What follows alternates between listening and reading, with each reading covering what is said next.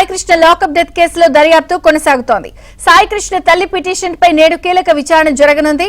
Saikrishna custodial death పై judicial enquiry జరిపించాలని అతడి తల్లి విజయలక్ష్మి దాఖలు చేసిన పిటిషన్ పై విజయవాడ 2వ అడిషనల్ మెట్రోపాలిటన్ కోర్టులో విచారణ జరగనుంది.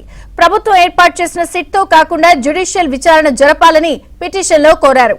అటు సీఐ నాగరాజును 12 రోజుల పాటు కస్టడీ కోరుతూ సిట్ వేసిన పిటిషన్ పైన నేడు విచారణ జరగనుంది.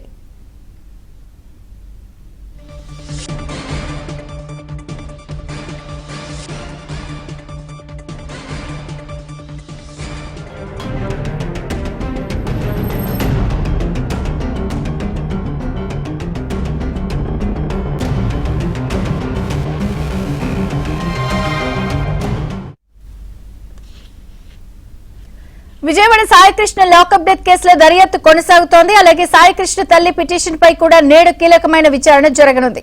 పూర్తి వివరాలు ప్రసాద్ లైవ్ లో అందిస్తారు. ప్రసాద్.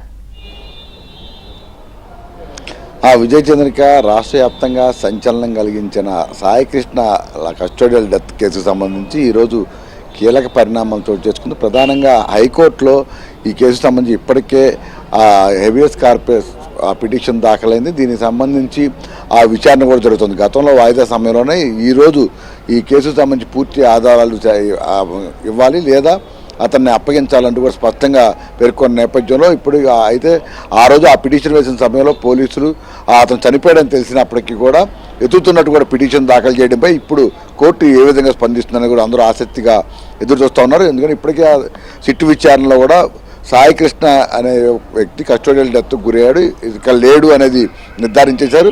ఈ కేసులో ప్రధానంగా ఆరోపణలు ఎదుర్కొన్న సిఐ నాగరాజు సంబంధించి ఈరోజు అరెస్ట్ చేస్తున్న పరిస్థితి.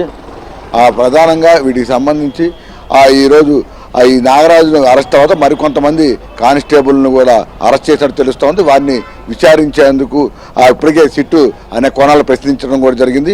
అది ఇప్పుడు హైకోర్టులో ఈ మొత్తం విచారణ పూర్తయిన తర్వాత నివేదిక ఏ విధంగా ఇవ్వబోతుంది కోర్టు అనే అంశాలకు సంబంధించి కూడా ఇప్పుడు అందరూ ఆసక్తిగా ఎదురు చూస్తున్న పరిస్థితి. మరోవైపు వీటికి సంబంధించి ఈరోజు విజయవాడ కోర్టులో కూడా 2 పిటిషన్లపై విచారణ జరుగుతుంది. ఒకటి నాగరాజుని 12 రోజుల పాటు కస్టడీకి ఇవ్వాలంటూ ఆ పిటిషన్ దాఖలు చేశారు.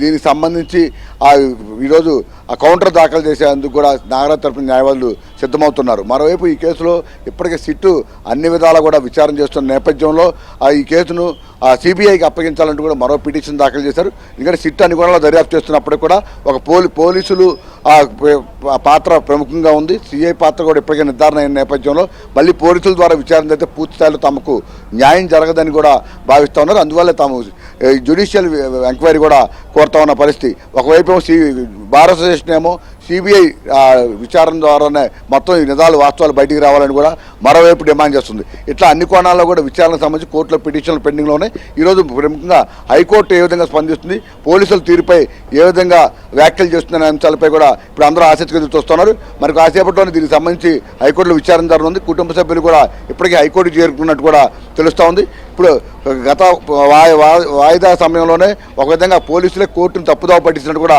న్యాయ నిపుణులు అభిప్రాయపడుతూ ఉన్నారు. ఇప్పుడు ఈ మొత్తం అతను చనిపోయినట్టు నిర్ధారిస్తూ తప్పకుండా నివేదిక ఇస్తారు. దీనికి సంబంధించి ఎంతమంది ప్రముఖుల పాత్ర ఉంది, పోలీసులతో పాటు ప్రైవేట్ వ్యక్తుల పాత్ర ఎంతవరకు ఉందనే అంశాలకు సంబంధించి కూడా ఇప్పుడు నివేదిక మొత్తాన్ని కూడా వీటికి సంబంధించి ఈరోజు హైకోర్టులో ఇచ్చిన తర్వాత హైకోర్టు వీటిని పరిశీలించిన తర్వాత ఇది ఎటువంటి ఆదేశాలు జారీ చేయబోతుంది, పోలీసుల తీరుని ఎంతవరకు తప్పుపట్టబోతుందనే అంశాలపై కూడా అందరూ ఆసక్తిగా ఎదురు చూస్తున్నారు.